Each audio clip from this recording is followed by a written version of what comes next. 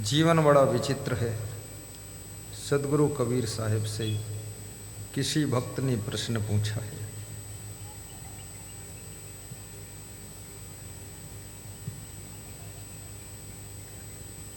भक्ति के बिना मनुष्य की क्या दशा होती है।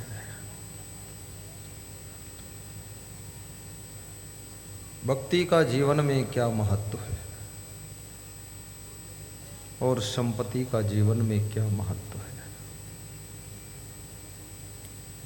भक्ति और संपत्ति, धन और धर्म,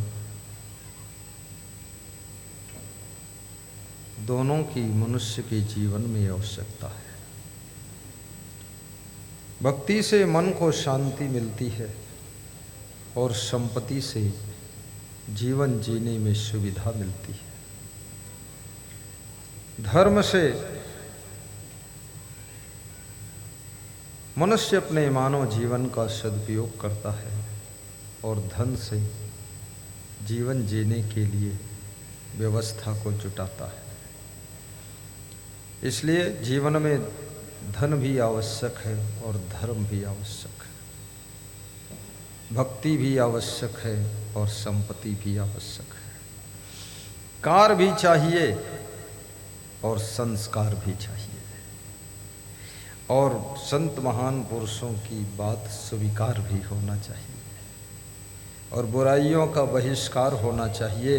अच्छा करने वालों को पुरस्कार होना चाहिए और जो गलत राह पर चल रहे हैं उनका तिरस्कार भी होना चाहिए, उनका तिरस्कार भी होना चाहिए।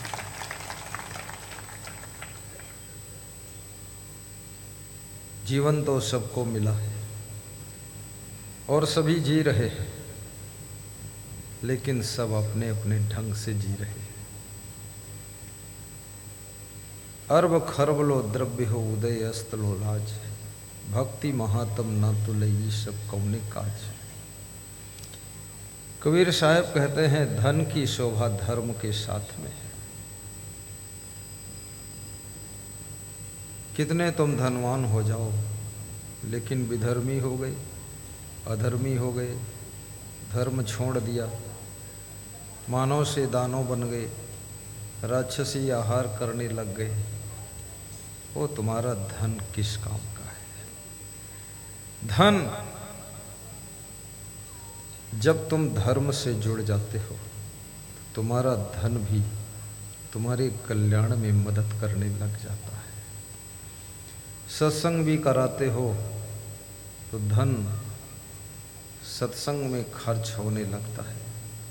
हजारों नर नारियों को जीवन जीने का संदेश मिलता है, संसार में कैसे रहना चाहिए इसका उपदेश मिलता है। और भारतेंदु हरिश्चंद्र नाम के महाकवि ने कहा है, ये संसार काजल की कोठरी है। और उन्होंने ये भी कहा, कितना बुद्धिमान व्यक्ति हो, कितना होशियार हो, कितना चतुर हो, काजल की कोठरी में कैसो हो सयानो जाए, एक लीक लागी है पैल लागी है। ये संसार काजल की कोठरी है, माया मोह का काजल चारों तरफ है। कितना संभल कर चलो, लेकिन माया मोह का काजल कहीं न कहीं लग जाता है। उस काजल को धोने का काम धर्म करता है, उसको धोने का काम भक्ति करती है। जब मनुष्य के मन में भक्ति अवतरित होती है तो चित्त में सुख एहसास होता है। रामचरितमानस में भक्ति से क्या लाभ है, भक्ति कैसी होती है, बहुत सुंदर बताया गया है। भक्ति स्वतंत्र होती है। श्री देवधर महंत डिप्टी कलेक्टर भी भक्ति कर सकते हैं और करणदास महंत बाकी मोगरा वाले वे भी भक्ति कर सकते हैं। भक्ति स्वतंत्र है। जनकदास महंत भी कर सकते हैं, यदुनंदन राठौर छिंदपुर वाले भी भक्ति कर सकते हैं। ये भक्ति ऐसा नहीं है कि टाटा बिड़ला अंबानी ही कर सकते हैं। ये भक्ति स्वतंत्र है और फ्री में मिलती है, फ्री में मिलती है। लेकिन जो चीज पैसे से भी नहीं मिलती है, धन से नहीं मिलती है, रुपये से नहीं मिलती है, वो चीज केवल भक्ति से मिलती है, भक्ति से मिलती है।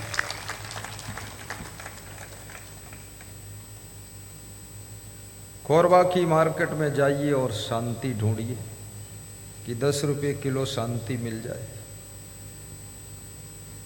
10 लाख रुपये लीटर शांति मिल जाए, नहीं मिले। शांति की कोई मार्केट नहीं है, कोई दुकान नहीं है, कोई शहर नहीं है। पहाड़ों पर चले जाइए और शांति तलाश करिए, वहां भी शांति नहीं मिलेगी। मैं एक पूर्णागिरी पहाड़ पर गया था। ये टनकपुर के पास में पूर्णागिरी पहाड़ है, उत्तर प्रदेश और उत्तराखंड के मध्य में। तो पूर्णागिरी देवी है वहाँ, जैसे यहाँ बमलेश्वरी देवी है। डोंगर गांव है, क्या है, डोंगरगढ़ में है। तो पूर्णागिरी देवी, पूर्णागिरी देवी इसलिए नाम रखा गया कि वहाँ जाओगे, गिरी माने पहाड़, पूर्णा माने पूर्ण करने वाली।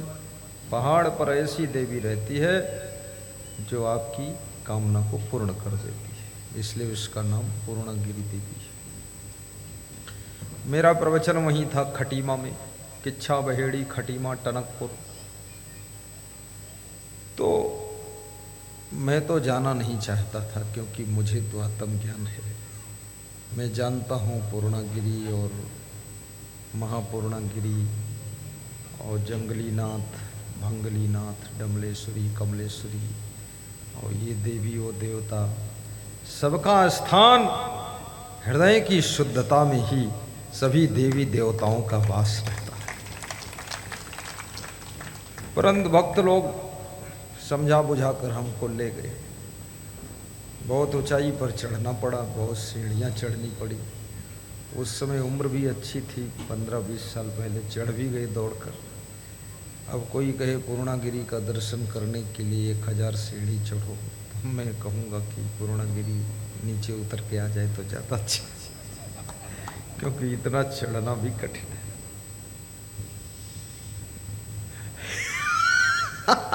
बहुत लोग खुश हो गए, नीचे उतर आए तो हम भी देख लेंगे।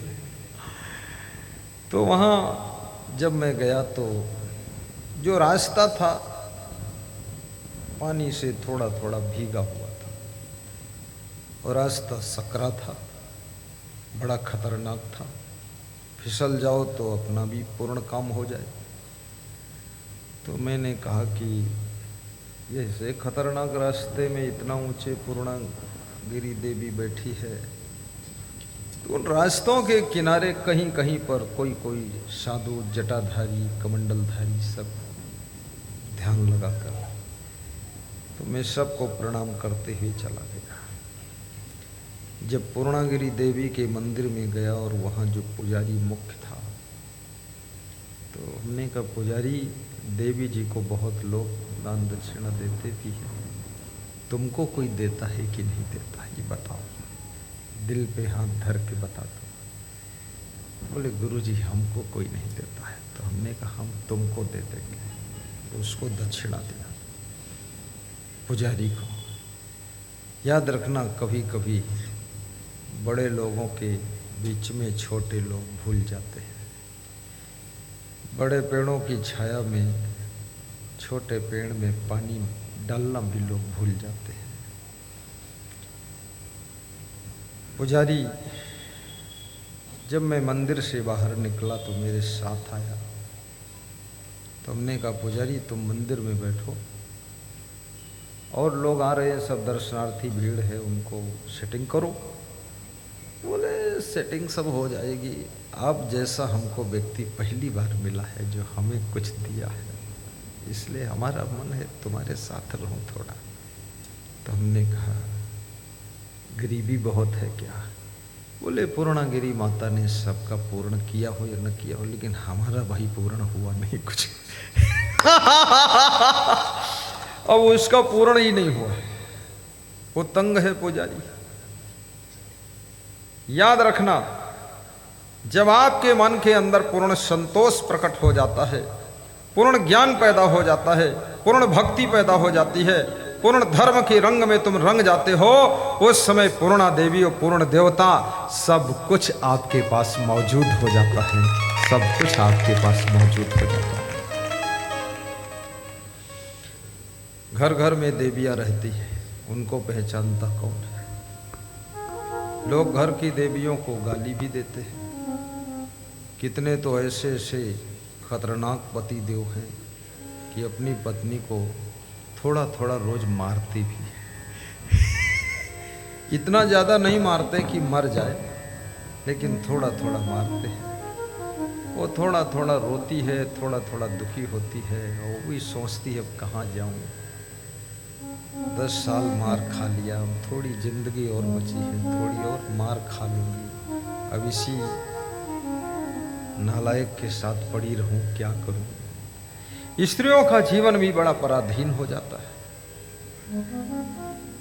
विवाह के पहले पुरुष बड़ा सुंदर दिखाई देता है, विवाह के बाद वो दारू पीता है, जुआ खेलता है, क्रोध करता है, उपद्रव मचाता है, बड़ी गुस्सा करता है, नाराज होता है। एक स्त्री ये सब धीरे धीरे सहती रहती है। इसलिए धरती माता के साथ में जननी माता का नाम आता है।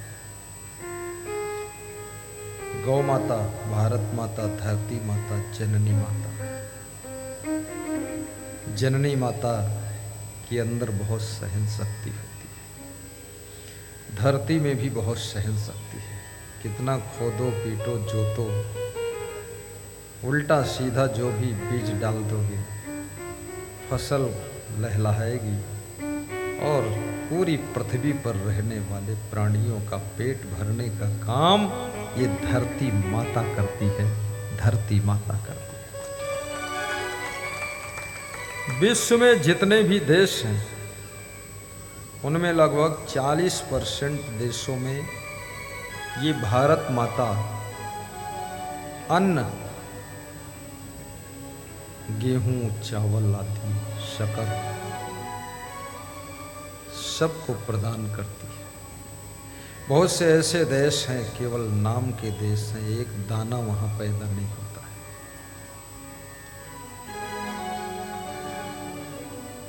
भारत देश से अन्न जाता है और भारत देश का अन्न खाकर लोग पहलवानी करते हैं। उसके बाद भारत के सामने ताल ठोकते हैं, आइए देख लूंगा। भारत को तो धन्यवाद देना चाहिए, ये भारत माता है। गौ माता घास भूसा खाती है और दूध बना कर देती है। धिक्कार है उन लोगों को जो गाय का दूध बेचकर, दारू खरीद कर, दूध के पैसे से दारू खरीद कर पीते हैं, उनको धिक्कार है। अगर इस धरती पर कोई अमृत है तो दूध है। दूध संपूर्ण आहार है। आपको दाल चावल सब्जी रोटी पूड़ी कचौड़ी कुछ ना मिले, अगर दूध मिल जाए तो भी तुम स्वस्थ रह सकते हो और शक्तिशाली शरीर रहेगा और शरीर में हर तत्व भरपूर आ जाएगा और पूरी जिंदगी दूध के सहारे बीत सकती है। दूध साधारण चीज नहीं, वो चाहे माँ का दूध हो, बकरी का दूध हो, चाहे गाय का दूध हो, चाहे भैंस का दूध हो, दूध में थोड़ा थोड़ा अंतर होता है। माँ का दूध बचपन के लिए टॉनिक का काम करता है, बकरी का दूध माँ के दूध से लगभग मैच करता है, और मुर्गी तो दूध देती ही नहीं है। और गधी के दूध का गुण हमको पता भी नहीं है, अगर जिसने पिया हो तो जान सकता है। पर मैं निवेदन करूंगा, गधी का दूध मत पीना। गाय का दूध पीने से फुर्ती रहती है, स्फूर्ति रहती है, चुस्ती रहती है, और भैंस का दूध पीने से थोड़ा सा सुस्ती रहती है, उदासी रहती है, भैंस जैसा आलस भी आता है। इसलिए जिन्होंने 10 साल भैंस का दूध पी लिया है, अब उनके शरीर के अंदर भैंस के दूध के तत्व इतने प्रवेश कर चुके हैं कि भैंस के पाड़ा की तरह वो पड़े रहते हैं। इसलिए भैंस का दूध कभी कभी रोज मत ले, पर इतना खराब नहीं है, ले सकते हो, पर थोड़ा है खतरा उसमें। गाय का दूध लो, गाय का घी लो। गाय के घी से दाल को छौंकी, भैंस के घी से रोटी में घी लगा दीजिए और गाय का घी एक एक बूंद आंखें बंद करके आंखों के ऊपर पलकों पर लगा दीजिए। कच्चा दूध 2 चम्मच ले करके सुबह सुबह थोड़ा मुंह धो दीजिए उससे, फिर देखिए आपका चेहरा भी बहुत चिकना और चमकदार हो जाएगा। लेकिन ये रोज करना पड़ेगा। अब तुम सोचो एक दिन धो दूं बस हो गया, चमक आ गई, नहीं आई।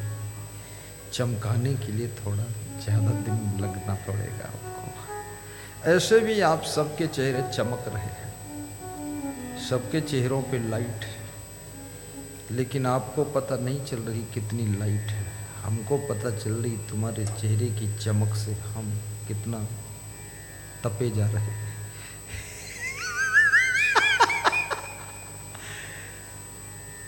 याद रखना, चेहरे में चमक कम ज्यादा हो सकती है, परंतु आपकी भक्ति में चमक है, श्रद्धा में चमक है, आपके चरित्र में चमक है और आपकी तपस्या में चमक है। आदमी भी चमकता है, हीरा घिसने से चमकता है, लेकिन आदमी संघर्ष की चट्टानों से गुजरने के बाद चमकता है। Struggle is a life, flying is a life, journey is a life, easy is a life, hard is a life. जीवन एक उड़ान है, कहाँ बैठे हो, कहाँ चिपके हो, बहुत ऊंचे उठना है तुमको। जीवन एक लंबी यात्रा है, जहां से उपजे वहां समाने, छूट गए सब तब ही। जहां से तुम्हारा जन्म हुआ वहीं तुम समा गए, उसी माया मोह में पैदा हुए, उसी माया मोह में मर गए। कबीर साहब कहते हैं ऐसे लोग तो पीछे छूट गए, ये कोई गिनती में नहीं, लिस्ट में रखने लायक नहीं। जहां से उपजे तहां समाने, छूट गए सब तब ही।